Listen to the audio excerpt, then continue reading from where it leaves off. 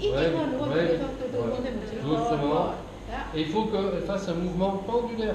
Đây, cứ tưởng tượng để giống như cái tay của mình á, giống như là một cái quả lắc ấy, nó chỉ lúc lắc xung quanh cái trục Voilà. này thôi. Tout doucement. Il ne faut pas qu'elle touche les dents du haut. Và tuyệt đối là không có sự bắn khớp giữa hàm trên và hàm dưới. Moi, je ne fais que l'aider. Je l'aide, je Chúng ta có suggère. thể chúng ta có thể giúp bệnh nhân, hướng dẫn bệnh nhân hoàn toàn không đặt bất kỳ lực C'est nào pas lên trên. là, elle doit arrêter. Tức là Voilà. C'est pas ma main qui va faire ça et surtout pas ça. tuyệt đối không dùng tay của chúng ta hướng dẫn bệnh nhân ngậm mở hay là đẩy lùi hàm bệnh nhân ra phía sau, hàm dưới ra phía sau. Si vous prenez des livres un peu anciens, même actuels, certains, la relation centrée, avant, comme on a pu l'apprendre, c'est le dentiste, il faisait ça. Tại vì là theo cái quan điểm cũ, rất nhiều sách mọi người sẽ thấy là bệnh nhân sẽ là bác sĩ lại là người hướng dẫn bệnh nhân ngậm mở miệng, thậm chí là áp đặt lực lên cái hàm dưới của bệnh nhân. Et en même temps, je pousse un peu en Và arrière. thậm chí là áp lực được mạnh để có thể đẩy lùi hàm dưới ra phía sau. Đấy là hoàn toàn sai, đấy là quan điểm cũ. C'est-à-dire ça fait ça. C'est assez violent. Hein. Là, elle a mal, hein. Elle n'est pas contente du tout. Khi làm như thế thì bản thân đầu tiên là bệnh nhân sẽ thấy rất khó chịu, thậm chí có người ta sẽ cảm thấy đau vì chúng ta kéo mạnh như vậy trên môi má và trên cái cơ của họ. On s'en rappelle toute sa vie. Và thậm chí là nếu bệnh nhân đó khó tính thì họ nhớ cả đời mà. C'est pas ça du tout. Ce qu'on veut, Đây hoàn toàn không phải là thứ mà chúng ta được áp dụng trong cái thực tiễn ngày nay. c'est une ouverture, c'est moi, je le suggère de moi, je le suggère. Chúng ta chỉ là hướng dẫn một cách nhẹ nhàng, không áp đặt lực, hướng dẫn. Ok, alors on va recommencer. Đấy ạ. Bắt đầu ngậm miệng ngậm. Ok. Há ngậm Ouais, liên tục nhẹ ouais. nhàng. Voilà, plus doucement, plus lentement. Nhẹ nhàng hơn, nhẹ nhàng, chậm hơn thêm một tí. Voilà. Et là, attention parce qu'elle a tendance à propulser. Đấy ạ. Khi quá trình ngậm mở miệng cái này, bệnh nhân Il luôn faut có pas xu qu'elle hướng đưa hàm dưới ra là, trước. elle propulse là, parce qu'elle est détendue, parce qu'elle veut pas, elle veut pas appuyer sa tête là. Il faut pas que, voilà, là c'est bien. Moi je mes yeux et regarde ses dents Bệnh du nhân có bas. xu hướng đưa hàm dưới ra trước, và đặc biệt khi mà không có cái tựa đầu là họ phải gân cái cổ lên ạ, thì họ lại càng có xu hướng đưa hàm dưới ra trước, nên luôn luôn phải có điểm tựa cho bệnh nhân ở đằng sau. Si elle appuie pas, elle ne peut pas relaxer les muscles, c'est pas possible. Mà bởi vì chính vì không có cái điểm tựa đầu đấy thì các cơ lại càng không thể thả lỏng. Voilà, c'est bon, elle peut arrêter. Tương Et lại. moi mes yeux, je regarde et avec l'habitude, je sais si elle propulse. C'est la tendance à Thực ra propulser. cái việc quan sát này phụ thuộc vào rất nhiều cái kinh nghiệm của bản thân. Chính thầy quan sát mà thầy thấy được là Ou alors bệnh le nhân có contraire. xu hướng là đưa hàm ra trước. Les patients âgés, c'est le contraire, ils rétrusent. Trong khi đó đối với những bệnh nhân người già, do vì có chỉ tiêu xương dẫn đến cho hàm dưới của họ lùi ra phía sau rất nhiều, lúc đấy thì chúng ta việc quan sát cái hàm có bị đưa dưới hàm dưới có bị đưa ra đằng trước quá hay không rất khó. Quand vous faites des poses complètes aux patients âgés, quand vous enregistrez la relation centrée, si c'est une petite mamie de 80 ans, vous pouvez lui reculer la mandibule de 2 cm, hein, sans problème.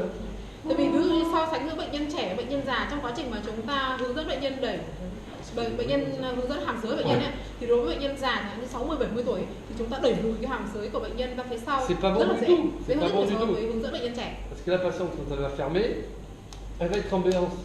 Vì vốn là những bệnh nhân này khi mà họ ngậm miệng họ mất toàn bộ những cái Đấy, khô những này. bệnh răng toàn bộ này Khô này. thì gần như là luôn luôn có sự cắn Khô hở khớp hàm trên hàm Voilà, dưới. ok, c'est bon. Donc là, bon, elle est un petit peu spasmée parce qu'elle est un peu impressionnée, Oui. mais elle arrive quand même à faire ce petit mouvement. C'est À, bien. chị có hơi căng thẳng một chút nên là cái tư thế nó không đúng lắm, nhưng mà chị đã có những cái lúc nhất định là đã tư thế đúng rồi. Tiens, il a quelque chose. On va lui couper les cheveux. Không phải bỏ cái đâu tí ạ. Si on a un patient qui est trop spasmé, il y a des patients hypertoniques. Có nhiều người là sinh ra là họ bị cường cơ chẳng hạn. La relation centrée. Eh ben, il va falloir les relaxer. Les Thì muscles. những cái người như thế chúng ta lại càng cần phải thực hiện những cái thao tác massage thao hấp để sao cho cơ nó thả lỏng nhất có thể. Pour les relaxer, on va pouvoir fabriquer ce qu'on appelle un gig. Và trong những trường hợp như Une thế, đối với buté. bệnh nhân mà bị cường cơ quá ấy, thì chúng ta sẽ tiến hành làm ra một cái khóa nho nhỏ, nó gọi là cái khóa xương cửa, cái buýt ạ, cái dích ạ, đúng không? Cái dích ạ. Zig zig. Alors, un gig, c'est en ce que vous voulez, en résine, en... Cái vật liệu En làm cái cire. dích này thì có thể bất cứ vật liệu nào chúng ta thuận tiện có trong tay. Le but, c'est de s'interposer entre les dents, parce que le fait de créer une inocclusion va permettre d'obtenir Bởi un mục đích relâchement của cái khóa musculaire. này chỉ đơn giản là để nó vào phần giữa ở hai cái răng cửa trên dưới, tạo ra một khoảng cắn khớp hở cho bệnh nhân quên đi cái sự căng cơ mà bệnh nhân thả lỏng cơ và quên đi cái khớp cắn ban đầu. Mais ce gîte, il ne faut pas que les dents du bas soient indentées dedans. Tuyệt đối là không phải là cắn chặt vào, luôn luôn có khoảng cách, luôn luôn có khoảng hở khoảng khớp khi mà cắn cái khóa này, cái dích này trong miệng. Les dents du haut, oui, mais les dents du bas, elles doivent être au contact d'une surface plane, pas indentée, surtout pas. Nghĩa là khi mà chúng ta đưa cái dích này vào trong miệng, cắn khớp trên và dưới thì cái phần răng cửa phía dưới nó luôn luôn nằm trên cái mặt phẳng của dích, tuyệt đối không được đi sâu vào trong cái phần hố rãnh múi, cái phần lõm của cái răng cửa phía trên. Donc si on a le modèle, on peut préfabriquer le gîte Cái này thì mình nói ở cô trước rồi, có thể là sur le modèle. chúng ta có thể C'est moins tạo chaud hình pour les dents. trước ở trên cái mẫu thạch cao như thế này. Alors le mieux c'est de le faire en résine parce que c'est plus rigide. Trên thực tế thì cái vật liệu được gọi là Sẽ khuyên dùng mieux. cho đấy vẫn là sử dụng nhựa chứ không phải là sắt. Oui. Khuyên dùng làm cái dích này là nên dùng nhựa không dùng sắt. Voilà. Et là, elle va venir fermer doucement. Nhẹ nhàng từ từ cắn vào. Voilà. Top, elle Dừng reste lại comme ạ. ça. Et là, on va la laisser jusqu'à demain. Bon. On va la Để laisser cho bệnh nhân nghỉ một thời gian. 10 minutes à peu près. Tốt nhất là Et le nghỉ fait khoảng 10 d'être phút. en inocclusion, on peut espérer, mais ce n'est pas toujours le cas, ça va la détendre au niveau des masséters. Do vì có sự hở khớp như thế này, bệnh nhân bắt đầu quên dần những cái khớp cắn chặt của mình và bắt đầu có sự thả lỏng cơ. Et dans ce cas-là, cette butée, elle va ouvrir plutôt. Bắt đầu há miệng ra lại. Il faut qu'elle tienne convenablement, qu'elle soit mieux que celle-là. Và đấy ạ, khi mà chúng ta há ngậm miệng bệnh nhân, chúng ta yêu cầu bệnh nhân ngậm miệng cái dích này không được thay đổi tư thế, không thay đổi vị trí. Et quand je vais enregistrer avec une cire, je vais laisser la butée en place. Và khi mà thậm chí là khi mà chúng ta lấy dấu tương quan hai hàm trên dưới bằng cái khóa sát thì chúng ta vẫn phải cái dích này ở trong miệng bệnh nhân, vẫn giữ cái dích này trong miệng bệnh nhân bình thường. Bon, mais elle, on va lui faire un enregistrement de la relation centrée sans gîte. Nhưng ở đây chúng ta sẽ cố gắng lấy cái tương quan hai hàm của bệnh nhân này ở tư Viens de thế la cire du tương quan tâm mà không dùng đến cái dích. Elle n'a pas. Elle wax. Compliqué. Hein. Bon. Alors, on va constituer la cire pour enregistrer la relation centrée. Do vì chúng ta không có các loại sáp mà cực kỳ cứng và ổn định về tính và ổn định về định dạng, chúng ta phải phát là Donc, il faut une cire en double épaisseur pour qu'elle soit un peu plus chúng ta rigide. cũng phải tăng chiều cao, chúng ta tăng cái độ dày của sáp lên gấp đôi lại.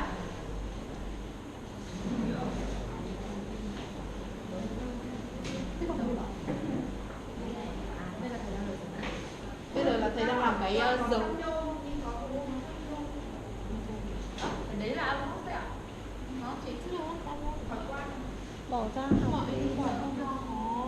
anh bảo là cái đấy là xưởng mỏ tiền túi ra. là tôi tiến tới của xưởng của trường Voilà. đấy này có. Ouais, mais c'est de la cire ortho.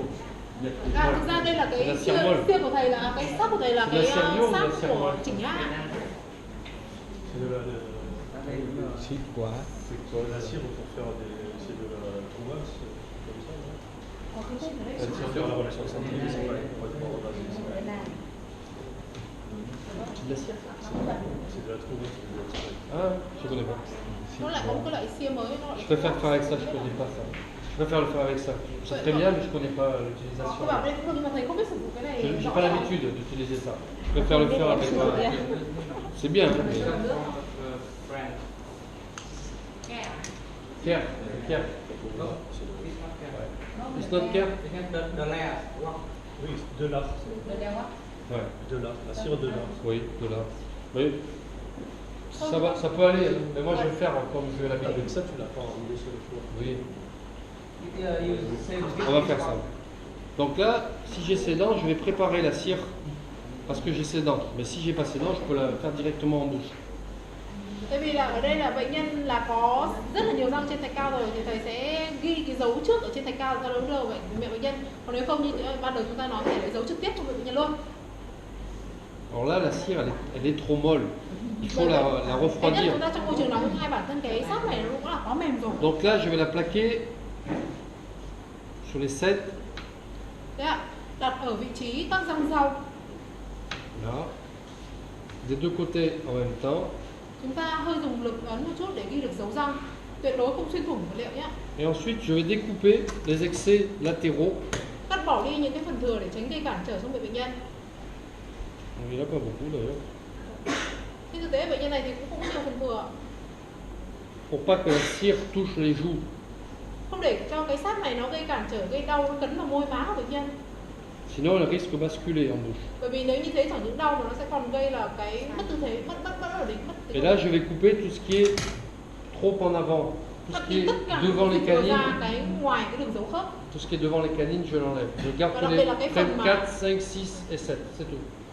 Chúng ta chỉ giữ lại ở cái dấu này, chúng ta chỉ giữ bắt đầu từ răng hàm nhỏ cho đến hết răng hàm lớn thôi, chứ không có giữ lại bất kỳ chỗ phần nào mà thuộc về nhóm răng trước. Ensuite, je vais réchauffer le dessous.